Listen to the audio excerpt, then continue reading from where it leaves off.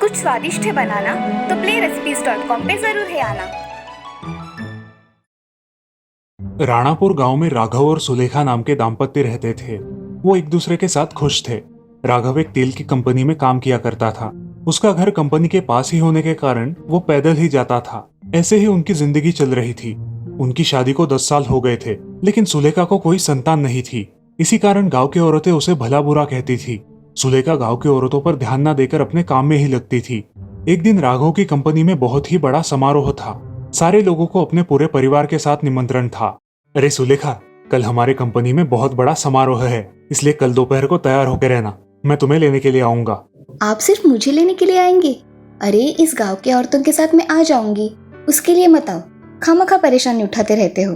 ठीक है, तुम कहती हो तो नहीं आऊंगा, मगर टाइम से आ जाना। हाँ हाँ, टाइम से आ जाऊंगी। अगले दिन सुरेखा समारोह में जाने के लिए निकलती है। गांव के बाहर के घने जंगल से बाकी औरतों के साथ वो चलने लगती है। औरतें गपशप करते करते चल रही थी। तभी सुलेखा का ध्यान एक पेड़ पे जाता है। उसे वहां कुछ चमकने वाली चीज दिखती है। वो उसे देखती ही रहती है और फिर समारोह में चली जाती है। वो शानदार समारोह शुरू होता है। सुलेखा और राघव उस समारोह का आनंद लेते हैं और समारोह खत्म होने के बाद घर लौटते हैं। घर लौटते समय वो जंगल से आते हैं। उन्हें उस जंगल से निकलते निकलते रात हो जाती है और सुलेखा को उसी पेड़ पर फिर से कुछ चमकता हुआ दिखाई देता है।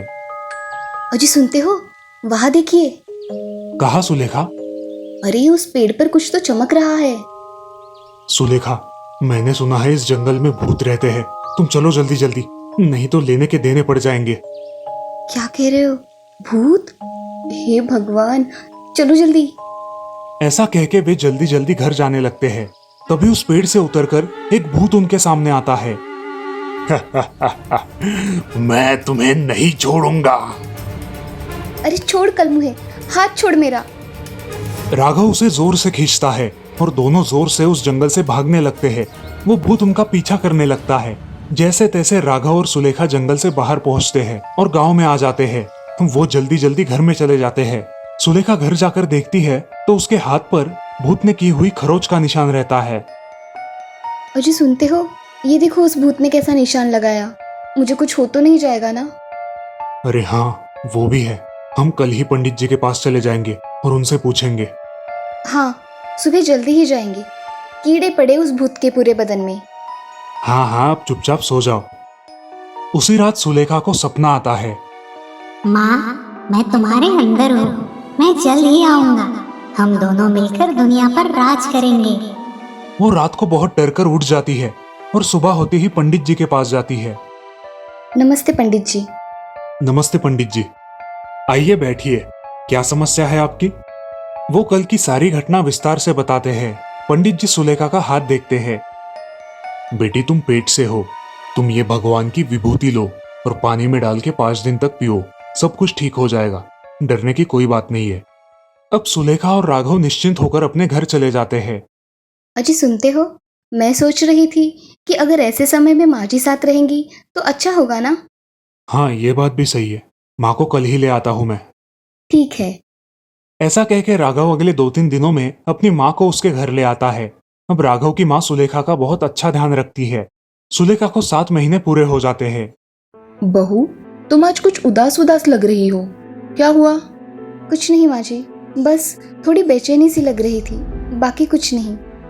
ऐसा कह के सुलेखा बेड पर लेट जाती है। माँ जी, जरा इधर तो आइए। क्या हुआ बहू? पेट में दर्द हो रहा है क्या? हाँ माँ जी, कुछ ऐसा ही हो रहा है। अब सुलेखा की सास उसे अस्पताल में ले जाती है और वहां उसका इलाज करवाती है। क्या हुआ डॉक्टर साहब, आप चुप क्यों हो? इनकी जल्द ही डिलीवरी करनी पड़ेगी। इतने जल्दी? अभी तो 9 महीने भी पूरे नहीं हुए। अभी ही करनी पड़ेगी। आप सोचकर बताओ। कर दो डॉक्टर, लेकिन सुलेखा और बच्चे को कुछ नहीं होना चाहिए। सुलेखा की डिलीवरी हो जाती है, लेकिन वो कुछ विचित्र ही दिखने वाले अलग ही बच्चे को जन्म देती है। उसका बच्चा बहुत ही डरावना होता है। उसे 2 सिर और 4 हाथ होते हैं। ये कैसा बच्चा है? मुझे तो कुछ समझ नहीं आ रहा। नर्स, इसे तुम उसके माता पिता जी के हवाले कर दो। ऐसा कहकर डॉक्टर वहां से चले जाते हैं।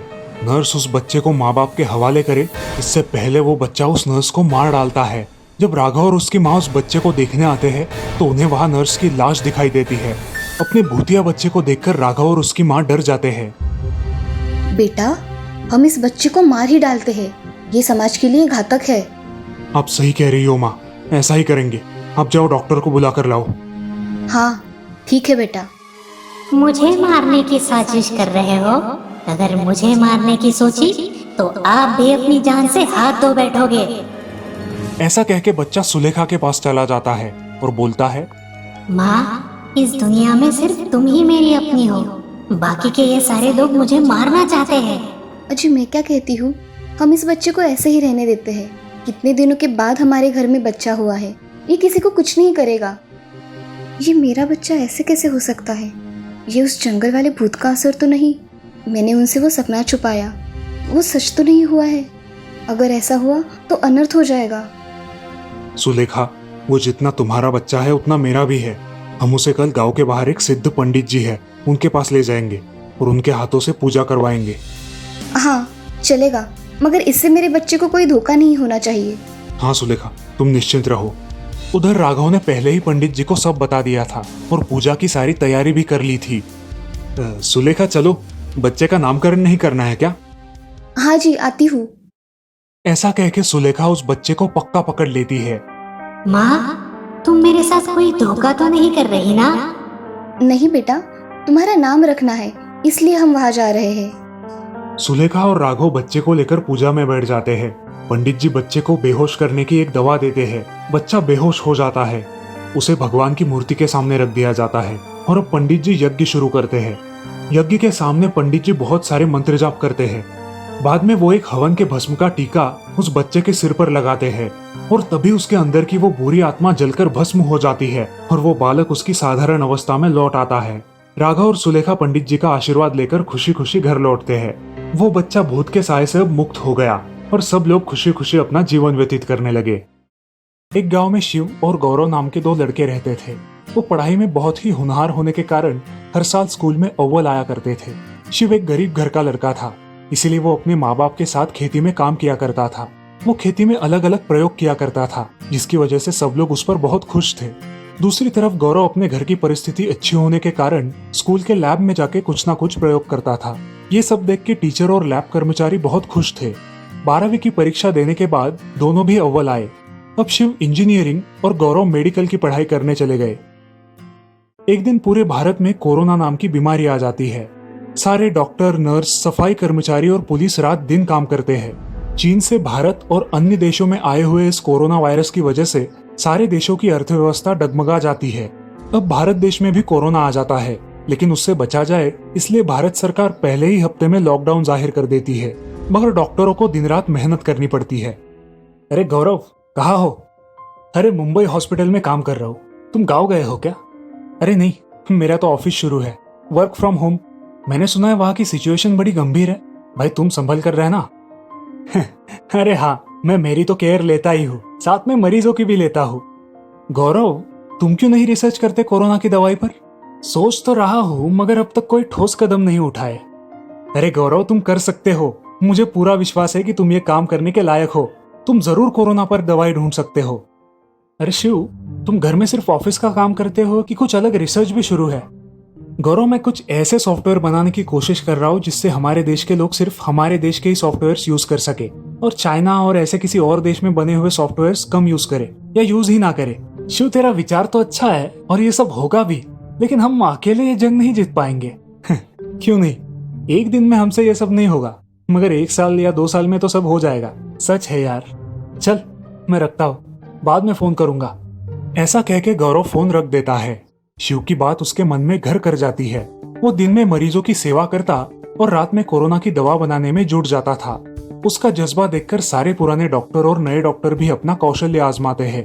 आखिर वो एक दवा बना लेते हैं और उनके हॉस्पिटल के मरीजों पर उसका टेस्ट करवाते हैं। मरीजों पर उसका अच्छा प्रभाव होने के कारण मरीज जल्दी ठीक हो जाते हैं। मुंबई में कोरोना पेशेंट्स की संख्या बहुत बढ़ जाने के कारण उस औषध का उत्पादन बढ़ाना चाहिए था। अरे गौरव, हमें ये दवाई बनाने में बहुत समय लगेगा। आज कोरोना मरीजों की संख्या देख के हमें उत्पादन बढ़ाना चाहिए और इसका टेस्ट सैंपल भी चेक करवाना चाहिए। मगर आज के लॉकडाउन में हम किससे बोल सकते हैं? सभी डॉक्टर तो काम कर रहे हैं और ये काम करने के लिए प्रशिक्षक डॉक्टरों की और फार्मा के लोगों की आवश्यकता होगी। सही कहा गौरव, मगर हमें अब पढ़े लिखे डॉक्टरों और फार्मासिस्ट को हायर करना होगा, उनको सैलरी भी देनी होगी। ठीक है सर, हम कर लेंगे। ऐसा कह के गौरव अपने काम में लग जाता है। वो कुछ नए डॉक्टरों को लेके दवाई तैयार कर लेता है। उधर शिव भी अपना सॉफ्टवेयर बना लेता है और लॉन्च भी कर देता है। वो जनता से आह्वान करता है कि भारतीय वस्तुओं का ही उपयोग करे। गौरव शिव को फोन करता है। शिव, मैंने कोरोना की दवा बना ली है, अब ये कोरोना जल्द ही खत्म होगा। सच गौरव, तुम सच कह रहे हो? ये तो बड़ी खुशी की बात है। हाँ शिव, सच में मन को बहुत तसल्ली हुई। मैंने ये दवा बना ही ली। तुम्हारा सॉफ्टवेयर बन गया क्या? हाँ गौरव, बना तो लिया, मगर जनता इसका उपयोग करेगी कि नहीं पता नहीं। अरे जनता क्यों नहीं उपयोग करेगी? जरूर करेगी, देखना तुम। ऐसा कह के दोनों फोन रख देते हैं। दूसरे ही दिन न्यूज में डॉक्टर गौरव और नए इनोवेटर तथा इंजीनियर शिव का नाम सुर्खियों में आता है और वो दोनों रातों रात फेमस हो जाते हैं। अगले दिन उनका इंटरव्यू होता है। इंटरव्यू पर दोनों दोस्त एक दूसरे को देखकर बहुत खुश हो जाते हैं और गले लगते हैं। सर, आप दोनों एक दूसरे को जानते हो? हाँ, हम दोस्त हैं, वो भी बहुत अच्छे वाले। रिपोर्टर अपना इंटरव्यू शुरू करती है। नमस्कार दोस्तों, आज हमारे साथ है देश के दो नौजवान जिनका नाम है डॉक्टर गौरव और इंजीनियर शिव। कोरोना की भयंकर महामारी पर डॉक्टर गौरव ने दवा ढूंढ ली है जिसकी जांच पड़ताल अभी शुरू है और इंजीनियर शिव ने एक ऐसा सॉफ्टवेयर बनाया है जिससे हमारे देश के युवा चीन का कोई भी ऐप यूज ना कर सके। तो चलिए हम इंजीनियर शिव से पूछते हैं कि उनका इंस्पिरेशन कौन है। मेरा इंस्पिरेशन है सोनम वांगचुक। वो भारत को स्वावलंबन की ओर ले जाना चाहते हैं। उनकी एक बात है कि वो कभी भी चीन का या किसी और देश का कोई भी सामान इस्तेमाल नहीं करते। वो खुद एक सीधा साधा जीवन बिताने में विश्वास रखते हैं। भारत की जनता खुद का सब कुछ बना सकती है, जैसे कि दवा, मोबाइल के एप्स, लैपटॉप, सॉफ्टवेयर्स, ये सारी चीजें हम खुद बना सकते हैं। मगर उनके लिए हमें थोड़ा समय लगेगा। हमें जीवन भर किसी और देश पर निर्भर नहीं रहना चाहिए। हमें स्वदेशी का इस्तेमाल करना चाहिए। इससे हमारे देश के नौजवानों को रोजगार मिलेगा, व्यवसाय के नए अवसर मिलेंगे और इसी से हमारी अर्थव्यवस्था भी सुधरेगी। हाँ, शिव की ये बात तो सच है। जीवन भर हम किसी देश पर निर्भर नहीं रह सकते। हमें स्वदेशी का इस्तेमाल बढ़ाना ही चाहिए। सच कहा सर आपने। शिव सर, आप कुछ बताना चाहेंगे हमारे दर्शकों को? मैं कुछ ज्यादा नहीं बोल सकता हूँ, मगर भारत की जनता अगर ये नीचे दिए हुए नियम फॉलो करे तो हमें महासत्ता बनने से कोई नहीं रोक सकता। वो नियम कौन से है सर, आप हमें बताएंगे? पहला, चीनी मोबाइल ऐप 8 दिन के अंदर अपने मोबाइल से डिलीट कर दे। दूसरा, चीन के सॉफ्टवेयर्स 1 साल के अंदर बदल डालने हैं। तीसरा, चीन के किसी भी उत्पाद को ना खरीदे। चौथा, स्वदेशी वस्तु अपनाए। और पांचवा, हमारा ये वॉलेट वॉर है और इसे हमें घर में रह के ही जीतना है। अपने देश के युवाओं को आत्मनिर्भर बनाना है। गौरव सर, आप क्या कहना चाहेंगे जनता से? मैं जनता से कहना चाहूंगा कि कोरोना से डरने की कोई जरूरत नहीं है, मगर सावधानी तो हमें बरतनी ही चाहिए। हमने दवाई निकाल ली है, उसकी जांच भी हो रही है। अगर टेस्ट सक्सेसफुल हो गए तो हमारे पास पहली कोरोना की दवाई होगी। और एक बात, शिव ने जो भी बताया है उसका मैं समर्थन करता हूँ। स्वदेशी का इस्तेमाल तो करना ही चाहिए। भारत एक महासत्ता जरूर बन सकता है। शिव सर और गौरव सर, आप दोनों ने हमारा मार्गदर्शन किया है, इसीलिए आपका धन्यवाद। और मैं आपसे विदा लेना चाहूंगी। धन्यवाद। ऐसा कहकर उनका इंटरव्यू खत्म हो जाता है। अब दोनों दोस्त बाहर आते हैं और खुशी के मारे एक दूसरे का आलिंगन करते हैं। तो दोस्तों, इस कहानी से हमें ये सीख मिलती है कि हमें हमारे देश के उत्पादनों को प्राधान्य देना चाहिए, जो हमारे देश की उन्नति में सहायक होगा।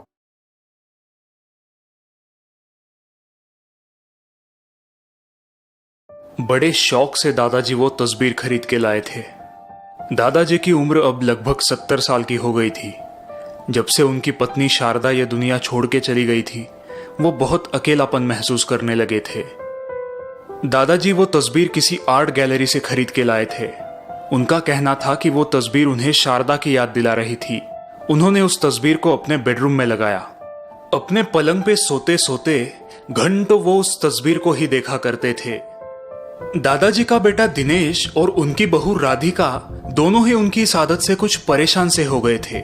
कभी कभी तो उनके रूम में से अकेले ही कुछ बड़बड़ाने की आवाजें आती रहती थी। राधिका ने दिनेश से कहा कि दादाजी अब उस तस्वीर से बातें भी करने लगे थे। दिनेश इस बात से बड़ा ही चिंतित हो गया था। उसने वो तस्वीर दादाजी के बेडरूम से निकालनी चाहिए, लेकिन उसकी इस हरकत से दादाजी नाराज हो गए और उन्होंने खाना पीना ही छोड़ दिया। मजबूरन दिनेश को वो तस्वीर फिर से दादाजी के कमरे में लगवानी पड़ी, लेकिन अब दादाजी ने बहू और बेटा दोनों से ही बात करना भी छोड़ दिया था। इतना ही नहीं, वो खाना भी अपने कमरे में ही खाने लगे थे। दिन ब दिन उनकी तबीयत खराब ही होती जा रही थी। किसी को भी समझ नहीं आ रहा था कि आखिर उन्हें हुआ क्या है। एक दिन राधिका उनके कमरे में उन्हें खाना देने आई तो उसने देखा कि दादाजी बस एकटक उस तस्वीर को ही घूर रहे थे और उनके ओंठ कुछ पुटपुटा रहे थे। शारदा, क्या तुम मुझसे नाराज हो? कल मुझसे मिलने क्यों नहीं आई? दादाजी की ये बात सुन के राधिका बहुत घबरा सी गई। उसने उस तस्वीर की तरफ देखा। 2 पल के लिए उसे भी लगा कि जैसे उस तस्वीर की आंखें उससे ही घूर रही है। उस कमरे में रोशनी बहुत ही कम थी और एक अजीब सी बदबू पूरे कमरे में फैल चुकी थी।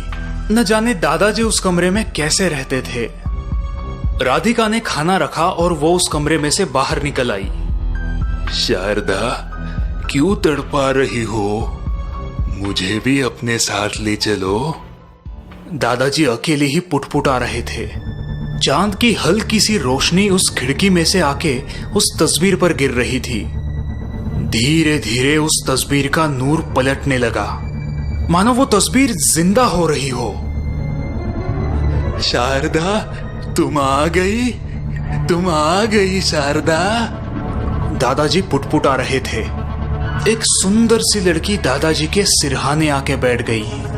हाँ, मैं आ गई, वो लड़की बोली। अब मुझे कभी छोड़ के मत जाना। दादाजी इतना बोल ही रहे थे कि चांद की रोशनी उस लड़की के चेहरे पे आ पड़ी। दादाजी ने उसकी तरफ देखा।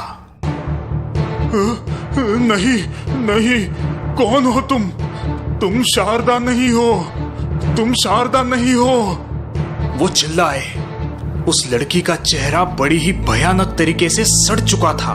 वो दादाजी की तरफ देखकर मुस्कुराई। डरिए मत, अगले पूर्णिमा के दिन हम एक हो जाएंगे, फिर आपको मुझसे कभी भी अलग नहीं रहना पड़ेगा। दादाजी जोर से चिल्लाना चाहते थे, लेकिन मानो जैसे उनकी आवाज ही चली गई थी।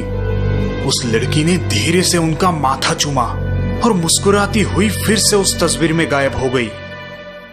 दूसरे दिन जब राधिका दादाजी के कमरे में आई तो वो दादाजी का चेहरा देख जोरों से चिल्लाई। दिनेश दौड़ता हुआ कमरे में आया।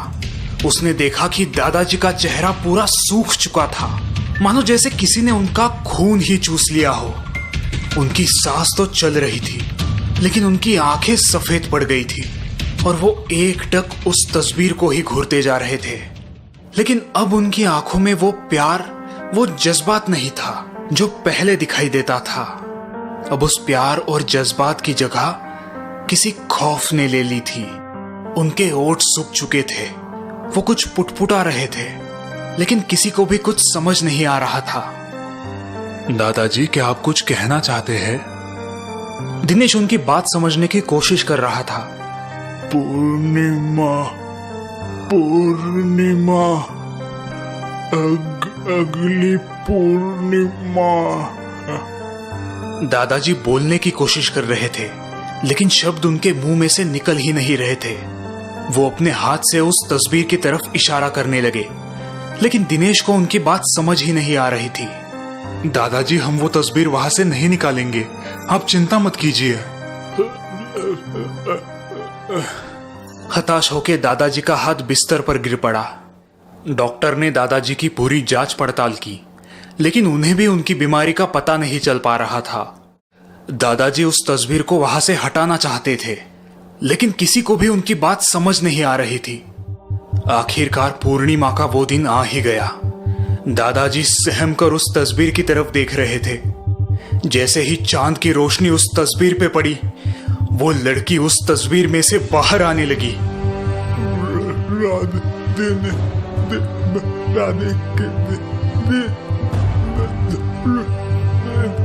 दादाजी दिनेश और राधिका को पुकारने की कोशिश कर रहे थे, लेकिन उनके मुंह में से आवाज ही नहीं निकल पा रही थी।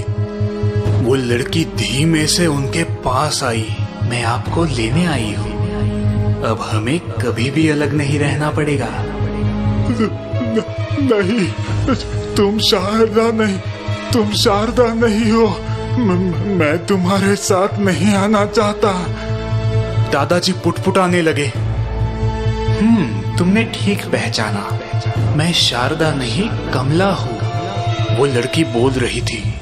एक चित्रकार मेरी तस्वीर बनाना चाहता था। मेरी तस्वीर बनाते बनाते वो मुझसे प्यार करने लगा और उसने मुझसे शादी करने की इच्छा दर्शाई। लेकिन जब मैंने इनकार किया तो उसने गुस्से में आकर मेरी कर दी और फिर मेरे ही रक्त से उसने इस तस्वीर के रंग भरे और बाद में खुद भी कर ली। तभी से मैं इस तस्वीर में रह रही हूँ। जिस दिन मेरी हुई वो दिन भी पूर्णिमा का ही दिन था। हर पूर्णिमा के दिन मुझे रक्त की प्यास लगती है। अब आओ मेरी प्यास बुझाओ। इतना कहकर उस डायन ने अपना मुंह खोला। दादाजी के मुंह से एक हल्की सी चित्कार निकली और फिर सब कुछ शांत हो गया। दिनेश और राधिका को कभी भी इस बात का पता नहीं चल पाया कि आखिरकार दादाजी की मौत की असली वजह क्या थी। उन्होंने उस कमरे का सारा सामान कबाड़ खाने में बेच दिया, जिसमें वो तस्वीर भी थी। पता नहीं अब वो तस्वीर कहाँ पे है और किस घर की दीवार पर टंगी हुई है। कहीं वो तस्वीर आपके घर में तो नहीं है ना?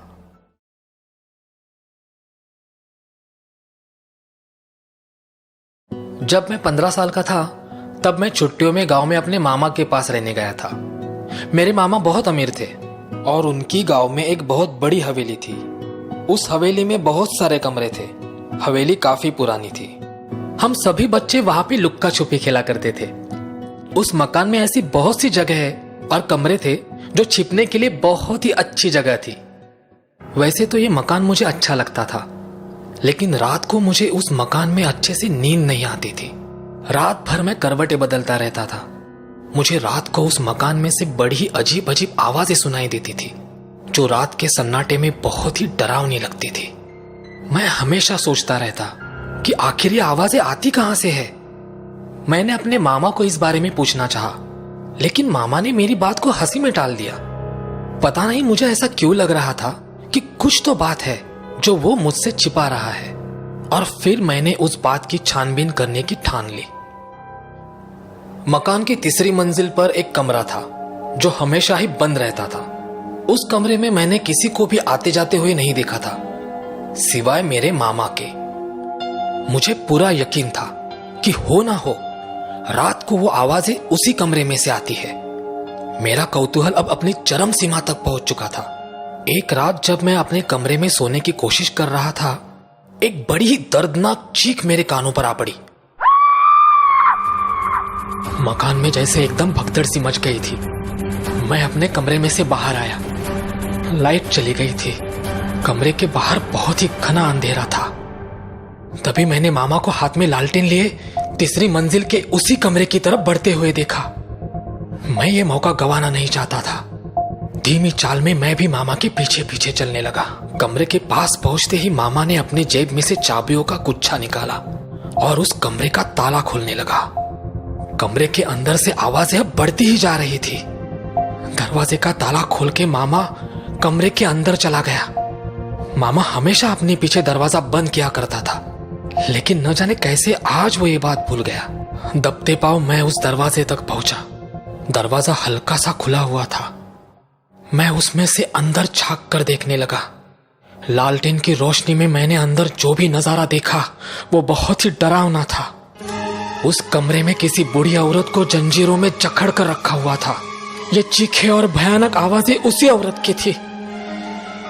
उस औरत के सारे बाल सफेद हो चुके थे और पूरा चेहरा झुर्रियों से भरा हुआ था। लेकिन उस औरत की सबसे डरावनी बात अगर कुछ हो तो वो थी उसकी आंखें।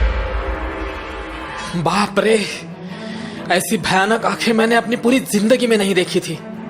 उनकी आंखें बड़ी और पूरी तरह से लाल थी और वो अपने आप में गोल गोल घूम रही थी। कभी वो गोल गोल घूमती तो कभी वो एक ही जगह पे सहम कर देखने लगती, और फिर अचानक वो औरत जोरों से चिल्लाती, अपने हाथ पैर मारने लगती। फिर अचानक वो शांत हो जाती और फिर उनकी होठों पे एक अजीब सी मुस्कान आ जाती। ये मुस्कुराहट खुशी की नहीं थी, उस मुस्कुराहट में छलावा भरा हुआ था। अंदर का ये नजारा देखकर तो मेरे हाथ पांव ही ठंडे पड़ने लगे। और फिर अचानक ऐसा कुछ हुआ जिसकी मैंने उम्मीद ही नहीं की थी। उनकी वो डरावनी लाल आंखें सीधे मुझ पर ही आ पड़ी और वो मुझे ही घूरने लगी। फिर वो अजीब सी मुस्कुराहट उनके होठों पे आई। आओ, अंदर आओ, घबराओ मत। मैं इतने दिनों से तुम्हारी ही तो राह देख रही थी। अंदर आ जाओ, डरो मत। वो मुझसे ही बात कर रही थी। मामा ने झटके से दरवाजे को खोला और मैं पकड़ा गया। मामा को इतना गुस्से में मैंने पहले कभी ना देखा था। वो मुझ पे बहुत ही नाराज हुआ।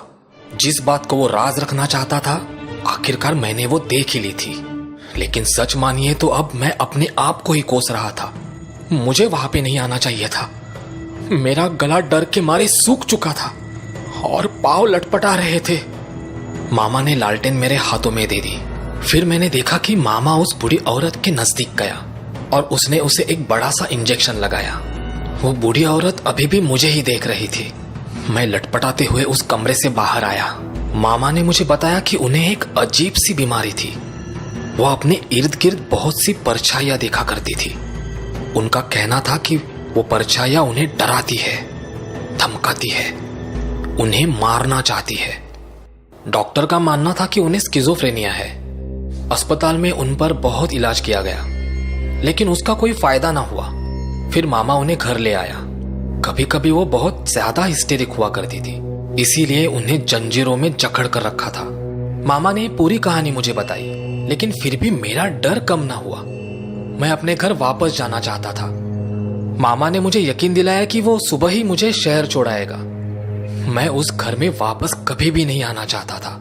मैं अपने घर पहुंचा। उसके कुछ दिनों बाद ही उस बूढ़े औरत की मरने की खबर आई।